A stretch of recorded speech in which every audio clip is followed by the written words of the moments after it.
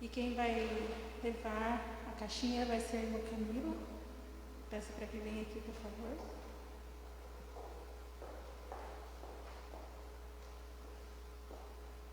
Vamos orar, irmã? Pode subir aqui. A igreja permanece do jeito que está. Nós vamos nos ajoelhar para orar por você. Querido e amado Deus, obrigada, Senhor, por mais esse dia. Obrigada pelos pedidos e agradecimentos que estão dentro da caixinha. Senhor, meu Deus, abençoe a irmã Camila, seu esposo, seus filhos, sua família. E ela vai levar a caixinha com todos os pedidos, com todas as aflições, com todos os agradecimentos que estão aqui e vai orar por cada pedido. Querido Deus, cuide dela nesse momento sublime. Cuide da sua família, proteja-os e que o Senhor derrame bênçãos sem medida sobre eles durante essa semana. Querido Deus, esse é o meu pedido em nome do Senhor Jesus. Amém.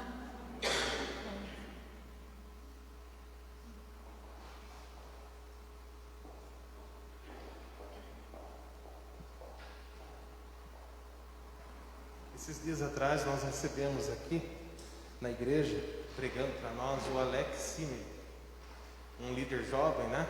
Ele disse que não gosta muito desse negócio de líder jovem, mas nós mencionamos e fizemos questão de mencionar, porque realmente nós temos em nossas igrejas algumas pessoas que têm destaque, que são líderes jovens e que têm um grande destaque, fazendo a diferença na vida das nossas igrejas de Sorocaba. E eu mencionei algumas pessoas aqui que para mim eram grandes líderes jovens. Mencionei o William Jander, mencionei a Bruna Bacalgini, o Vinícius Ferreira, e eu considerei que o Alex era um destes. E temos mais uma pessoa também nesse time. O nome dela é a doutora Maria Brito. Ela é advogada, uma grande advogada e uma pessoa de grande talento. Nós fomos pregar ali na igreja da Vila Jardine e a tendência para os anciãos, o irmão Edson está aqui, né, irmão Edson?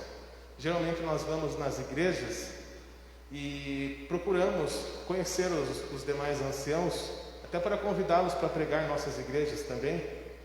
E de repente, estava lá o irmão Madison, né? Madison, o Kleber, o Toninho, que é um grande amigo.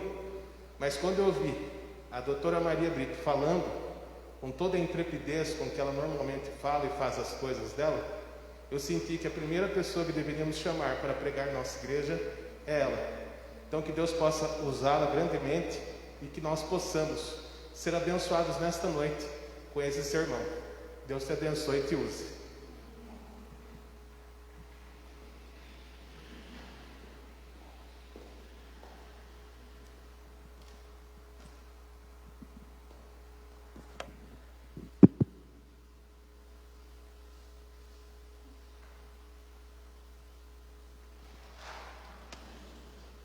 Boa noite.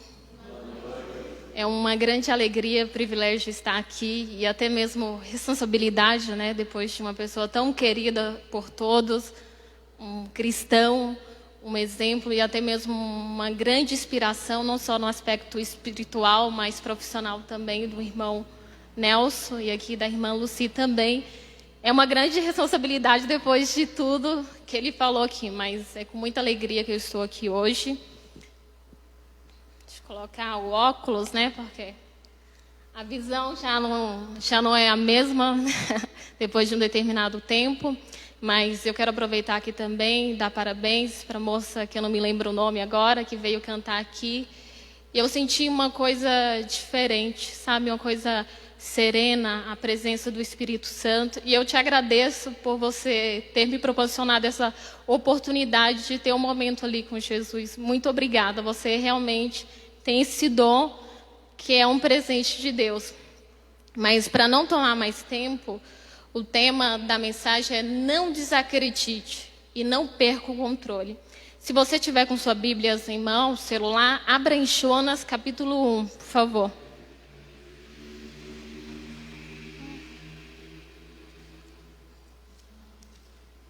Jonas capítulo 1, a partir do verso 1.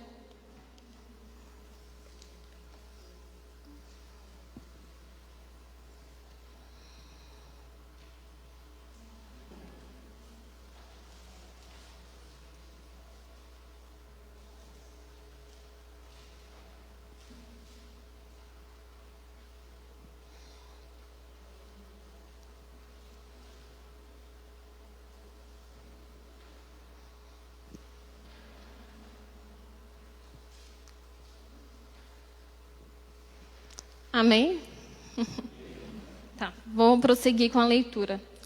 Veio a palavra do Senhor a Jonas, filho de Amitai, dizendo: Dispõe-te, vai à grande cidade de Nínive e clama contra ela, porque a sua malícia subiu até a mim. Eu fico impressionada e até mesmo eu acho interessante a capacidade que o ser humano tem de efetuar planos, né? A gente quer sempre controlar tudo o que vai acontecer na nossa vida, a gente quer estabelecer metas profissionais, de saúde, entre outras. Só que como ser humano a gente tem dificuldade de entregar de forma voluntária o controle da nossa vida para Deus. E quando a gente não consegue fazer isso de forma voluntária, a circunstância ela nos força a entregar o controle da nossa vida a Deus. No início do ano eu estabeleci algumas metas, questão profissional, saúde também. E essas metas que eu estabeleci não aconteceram nada. Por quê? A gente não controla a nossa vida, né? Uma coisa que me surpreendeu, eu engordei nessa pandemia, né? Quem não engordou, olha assim, eu nunca saí de um determinado peso. Só que nessa pandemia eu engordei 5 a 6 quilos. Então, assim, e não estava nos meus planos. É uma coisa, assim, boba, aparentemente, mas que demonstra que a gente não controla nada. Mas o que mais me chama a atenção é que muitas famílias iniciaram o ano fazendo planos de viajar, para quem pode, para Nova York, que não é o meu caso. Outras planejaram reconciliação com alguém que tinha algum tipo de pendência, algum tipo de conflito. Porém, vem uma tempestade, vem uma pandemia que nunca tinha ocorrido na história. E aí, de repente, modifica tudo, todos os planos. Essa família que planejou efetuar uma viagem para Nova York não vai poder mais fazer, porque um membro da sua família se foi. Uma pessoa que estava planejando reconciliar com algum parente ou até mesmo com algum amigo que tinha algum tipo de conflito, não poderá mais efetuar isso, porque essa pessoa se foi. E aí, de repente, a gente percebe através de uma pandemia, de uma tempestade, que a gente não controla nada na nossa vida. A palavra do Senhor fala em Provérbios, capítulo 16, no verso 1, o coração do homem pode fazer planos, mas a resposta certa vem dos lábios do Senhor. Você sai para uma determinada viagem, planejando chegar a uma determinada hora, e aí você vê que acontece um acidente naquele local e fica congestionado, você não consegue chegar, porque a gente não consegue controlar nada. A gente não consegue falar para o Senhor: ó, Senhor, eu estou entregando de forma racional o controle da minha vida. Uma comparação que eu sempre gosto de trazer é a questão do controle da televisão. Hoje em dia tem a possibilidade de você instalar esse controle através do celular. Você tem essa opção, você está lá na sua cama, você pega o controle e você consegue trocar canais com uma maior facilidade. Celular, para quem tem rede social, Instagram, Facebook, você está vendo ali um story, se você não quiser continuar vendo, você vai virando assim. Você consegue controlar. Só que a nossa vida não é como uma televisão, que a gente tem que estar no controle o tempo todo. A gente precisa ter essa consciência, até mesmo essa sabedoria, de decidir de forma voluntária, entregar o controle para Deus. Porque quando vem uma pandemia, quando vem uma tempestade, isso não vai fazer a gente perder o controle. Porque o que acontece? A gente não entrega o controle de forma voluntária, vem uma tempestade, uma circunstância que nos faça entregar. Percebe a diferença? Quando você entrega de forma voluntária, a tempestade vem, a circunstância negativa vem, a doença vem, o desemprego vem, e você não perde o controle, porque você já entregou para Deus. E você tem a convicção, a certeza de que Ele está no controle da sua vida. E é essa convicção que a gente precisa ter. E o que me impressiona na história de Jonas, retomando, Jonas tinha um chamado, ele tinha uma missão bem clara, que era para ele ir para a cidade que Deus tinha escolhido para ele. Só que Jonas não queria saber de viver o chamado de Deus. E aí Jonas foge. A história continua. Jonas acompanha os marinheiros ali no alto mar. Quando de repente vem uma tempestade, os marinheiros questionam Jonas: o que está acontecendo? Cadê o seu Deus? Jonas se esconde, porque Jonas sabia no seu íntimo que ele havia desobedecido a Deus e que aquilo era consequência da sua escolha. Jonas escondido ali, o marinheiro chega até Jonas e pergunta: Jonas, por que você não clama ao seu Deus para acalmar essa tempestade? E Jonas ali assume a culpa: não, a culpa é minha, a tempestade ela não vai cessar. E aí, meus irmãos, os marinheiros têm que tomar algum tipo de posição. E nesses momentos a gente percebe quem realmente é os nossos amigos, né? E eles não pensam duas vezes e lança Jonas no mar. Jonas, ele fica ali no mar sem poder o que fazer. E aí Deus manda um peixe, né?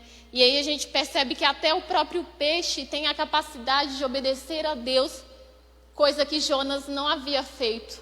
E aí Jonas passa 3 dias na barriga do peixe, e ali ele teve um momento de refletir e cair em si, e de perceber que a melhor escolha seria viver o propósito que Deus tinha designado para a vida dele.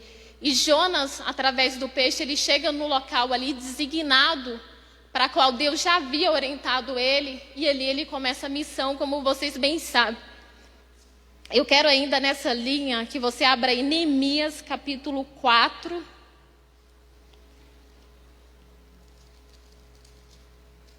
Neemias capítulo 4.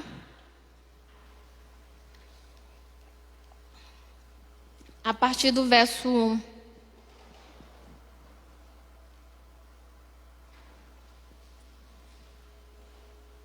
Neemias capítulo 4. A partir do versículo 1.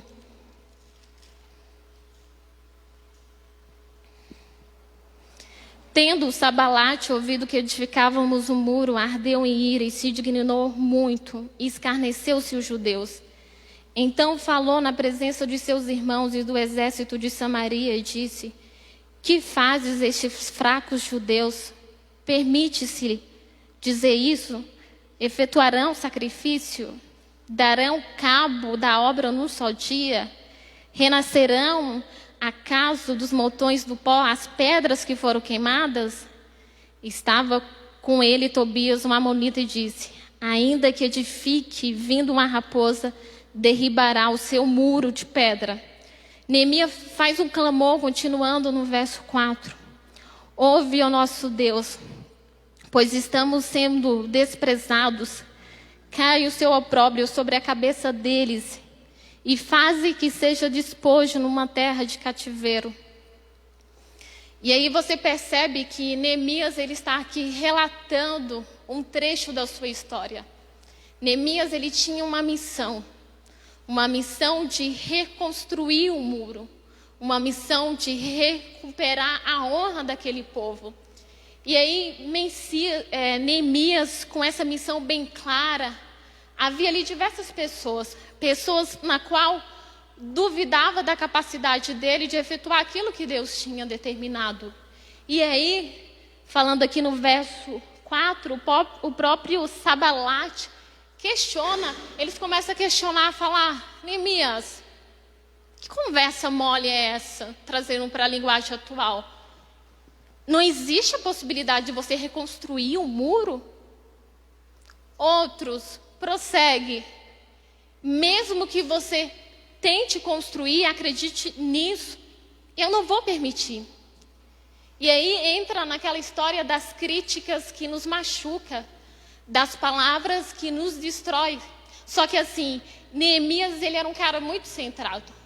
Independente do que as pessoas estavam falando ali, do zum, isso não afetou, porque Neemias ele tinha convicção do que Deus havia falado para ele. E hoje a gente percebe como as pessoas estão desacreditadas. As pessoas elas desistiram de acreditar. E quando alguém desiste de acreditar, a pessoa ela perde a força. E tem tanta gente desacreditada das pessoas que estão à sua volta, que quando você chega com um projeto falando assim: eu vou começar uma mudança no meu regime alimentar. As pessoas vão falar: ih, conversa mole, para que isso? Ou você chega e fala: meu casamento não está legal, eu vou começar a me sacrificar, eu vou procurar mudar como ser humano. Ih, conversa mole. Você? Para que isso? Você vai ser submissa? Femininismo? Isso, aquilo? Para de ser boba. Ou o marido chega para os amigos e fala, eu vou começar a tratar minha esposa bem, eu vou ajudar ela em casa. Para com isso, você não é homem? Então está cheio de gente assim para te criticar. E até mesmo para colocar em dúvida aquilo que Deus já designou para nós. Só que assim, meus irmãos, o que faz a diferença? A diferença é o que você faz com aquilo que você recebe.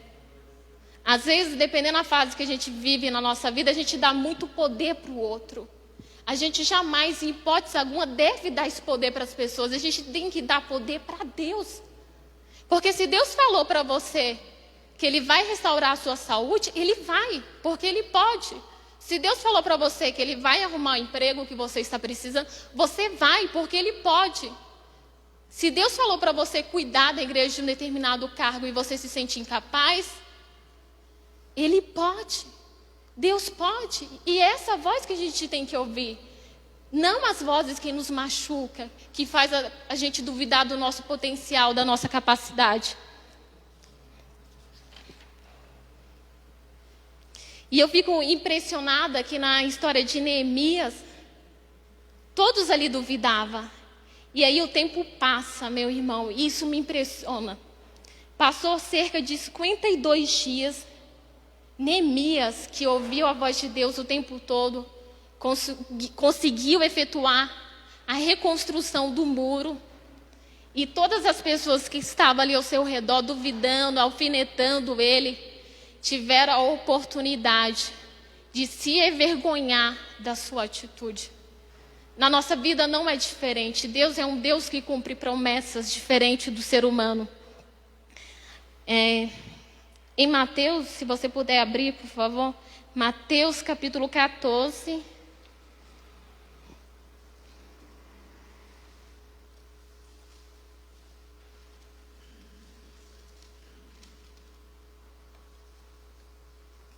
Mateus 14, a partir do versículo 27.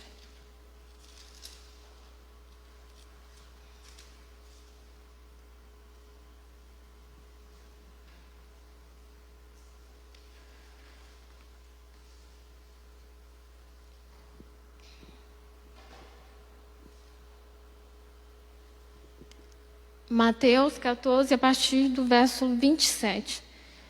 Mas Jesus imediatamente lhe disse: Tende bom ânimo, sou eu, não temas. Respondendo-lhe Pedro, disse: Se és tu, Senhor, manda ir-te contigo por sobre as águas. Continuando na mesma linha de raciocínio, uma coisa que me impressiona nessa história é a ousadia de Pedro. E aí você percebe que está acontecendo uma tempestade, está todo mundo preocupado com a tempestade. Não é diferente da situação atual, que está todo mundo preocupado com essa pandemia, que a gente ainda não sabe quanto tempo ela vai perdurar. E aí você percebe que quando estão ali preocupados com a tempestade, ele se achega até Jesus, no momento que Pedro se aproxima dele, antes de se aproximar disso de fato acontecer, Deus tinha um propósito ali, porque a gente percebe que os discípulos ficaram muito assustados, demonstrando que a tempestade principal ali que Jesus queria tratar não era aquela tempestade visível, mas a invisível, a interna, a falta de confiança que eles tinham em relação a Jesus. Pedro, mesmo depois que Jesus falou, que ele se apresentou, ele chegou, ele começou a andar no mar. Parecia super corajoso, só que chegou um determinado momento que ele começou a se afundar. Na nossa vida não é diferente. Gente, essa pandemia, ela não é a principal tempestade nos lares brasileiros. Essa pandemia, ela só veio trazer o reflexo de algumas tempestades que já existiam. Por exemplo, uma situação que mesmo quem não seja da área, isso está estampado nos jornais. A quantidade de divórcios que aumentou nessa pandemia é impressionante. E aí até eu mesmo que não sou casada, ainda não tenho essa vida de casada, essa experiência propriamente dita, uma autoridade para falar no assunto. Na minha mente veio de forma imediata.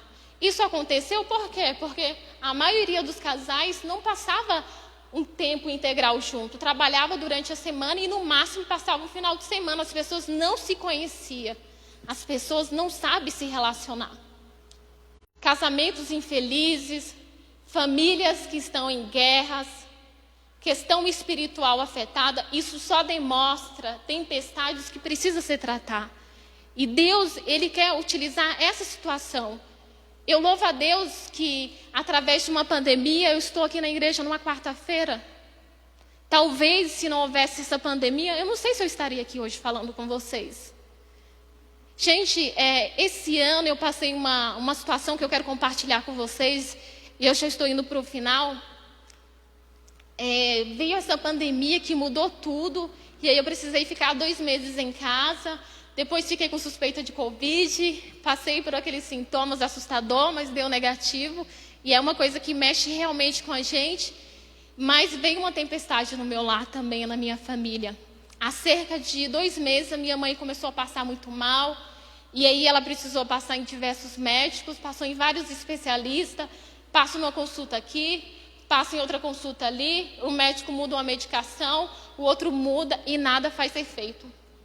E aí até que um determinado dia eu estava ali com minha mãe, ela já tinha perdido alguns quilos, e eu vi ela totalmente deprimida, parecia uma pessoa completamente diferente, e naquele momento ali eu precisei ser mãe da minha mãe. Isso é muito doloroso, porque eu precisei me segurar para não chorar. A gente não está preparado para essa inversão de papel, e aquilo me machucou profundamente. Aí eu comecei a orar muito, comecei a pedir oração para o irmão Nelson, para alguns amigos, e nada. Nenhum médico conseguia efetuar o diagnóstico.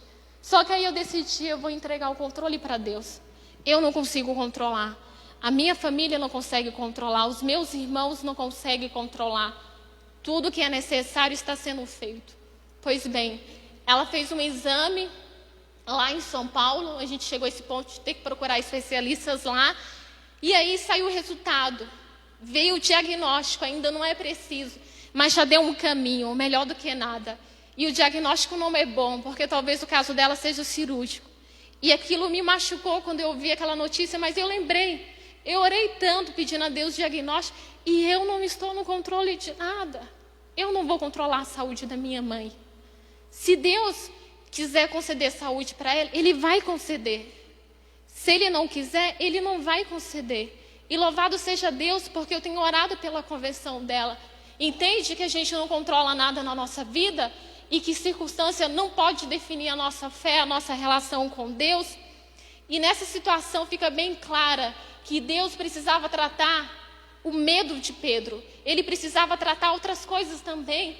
E uma coisa que mais me impressiona sobre falar sobre não desacreditar e até mesmo perder o controle da sua vida, porque perder o controle da sua vida envolve quando as pessoas não acreditam mais em você. 2 exemplos e eu finalizo, que eu não sei como que está o tempo, mas uma pessoa que me impressiona, Pedro mesmo.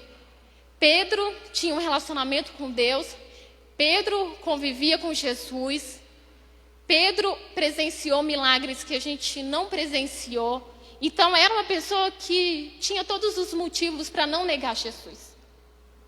E Cristo já havia avisado, e mesmo assim, Pedro negou Jesus 3 vezes. E quando isso acontece, passa um determinado momento, Pedro cai em si. E aquilo dói, aquilo machuca Pedro demais. E aí, tem uma determinada oportunidade, quando Cristo troca um olhar com Pedro, que Cristo já havia perdoado ele, aquilo machuca mais. Porque Pedro não conseguia se perdoar. Isso não acontece com a gente também? Às vezes a gente pede perdão para Deus e a gente fica com aquela sensação de que Cristo não nos perdoou. E aí as pessoas que olhavam para Pedro ali pelo histórico, um cara difícil de lidar, um cara encrenqueiro, as pessoas desacreditavam de Pedro. Uma outra pessoa que as pessoas desacreditavam era Davi. A própria família de Davi desacreditava dele. Tanto quando o profeta chega ali na casa de Davi, enviado por Deus, o pai de Davi apresenta todos os filhos dele, menos Davi. E aí o profeta questiona, porque ele sentiu da parte de Deus que não era nenhum escolhido. E aí, insistindo, perguntando, não tem mais alguém? Aí ele falou, tem Davi que está trabalhando lá, cuidando das ovelhas. Postura completamente diferente, mostrando que o Filho de Deus é uma pessoa trabalhador, que corre atrás e que não fica ali acomodado como os outros. E aí, quando Davi vem e é apresentado para ele, aí o profeta tem certeza. E o ministério de Davi começa. Só que fica bem claro, não importa se a própria família desacredita. Quando Deus escolhe, Ele faz. E a pessoa que mais me impressiona, que deu todos os motivos para a humanidade não desacreditar, é Jesus Cristo. A sua vida, a sua história. Ninguém consegue apontar nenhum erro no caráter de Jesus. E mesmo as pessoas presenciando os seus milagres, convivendo com Ele, que era só doação. Quando chegou o determinado momento ali dele se entregar na cruz, as próprias pessoas que estavam ao seu lado, como os discípulos, desacreditavam que Jesus iria ressuscitar. E após a sua morte não foi diferente, as pessoas continuavam desacreditando que Jesus iria ressuscitar. Louvado a Deus que as pessoas estavam equivocadas e que Jesus ressuscitou. E que hoje eu e você tem essa oportunidade de entregar a nossa vida para Ele, porque o ser humano pode duvidar, pode desacreditar, mas Jesus é diferente. Você pode até esquecer tudo que eu falei aqui hoje, porque eu falei bastante coisa. Mas eu quero que você não desacredite, que você não perca o controle da sua vida, que nesta noite, que você tome realmente a decisão de entregar o controle da sua vida para Jesus. Não entregue o controle da sua vida para o seu marido, ou para a sua esposa, ou para o seu filho, porque os filhos vêm e vão, e você não consegue controlar a vida deles depois de um determinado momento que eles decidem fazer suas próprias escolhas. Você não consegue controlar a vida das pessoas no seu trabalho. Eu não consigo controlar a saúde da minha mãe. Mas o que eu posso fazer é entregar o controle para Deus. Gente, eu não sei quanto tempo essa pandemia vai perdurar. Eu sei que já foram, hoje eu dei uma olhada, mais de 146 mil mortes. São mais de 146 mil familiares que perderam alguém especial. Eu não sei o que você perdeu esse ano, mas eu acredito que cada um aqui possa ter perdido alguma coisa. Mas assim, você tem mais motivo para agradecer, porque você está aqui com saúde, você não foi uma dessas vítimas aí do Covid. Então, louvado a Deus por isso. Louvado a Deus que você está vivo e que você está aqui na igreja. Louvado a Deus que o Espírito Santo ainda está atuando no seu coração. Então, hoje, decida entregar o controle da sua vida para Jesus. E jamais, em hipótese alguma, deixe de acreditar no poder de Deus através de você. Neste momento, a gente vai cantar o hino 150, Não Desistir. Eu gostaria de convidar a você ficar em pé, se você desejar, e que este seja um momento seu e Deus. Que não seja a Maria aqui falando, que não seja o irmão aí do seu lado, que seja o seu momento com Deus. Por favor, se puder colocar o hino.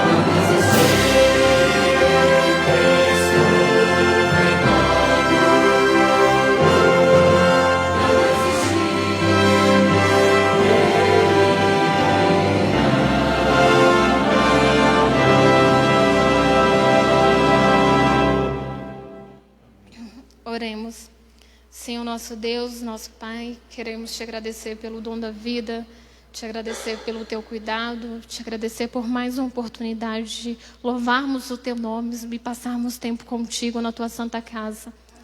Senhor, aqui estão os seus filhos, não conheço, mas o Senhor conhece cada um deles, o Senhor entende as suas dores e sabe tudo o que eles têm passado e tudo o que eles têm sofrido nessa pandemia.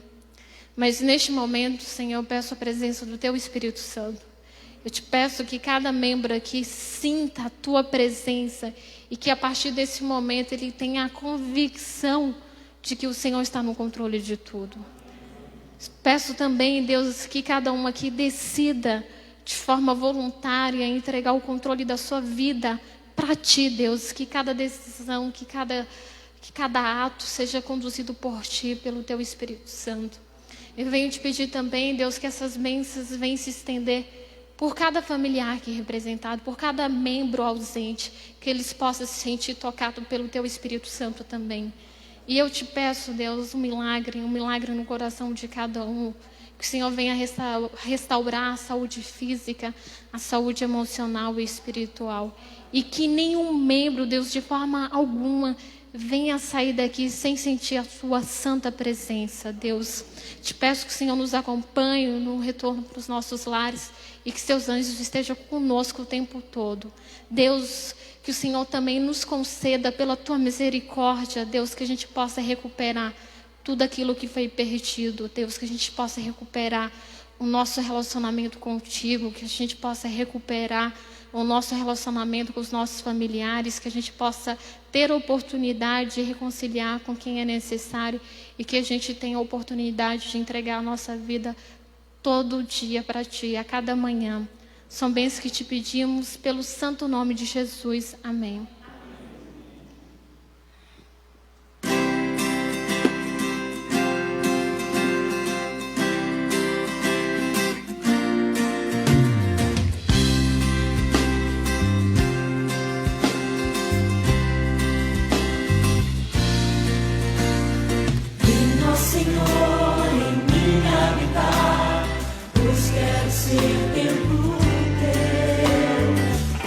Sair desse lugar, que Jesus permaneça em mim,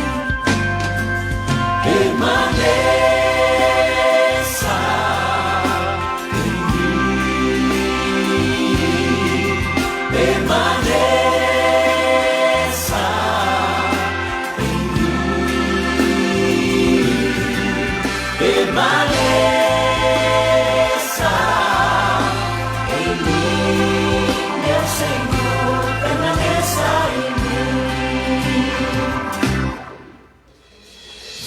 Senhor, em mim habitar, pois quero ser templo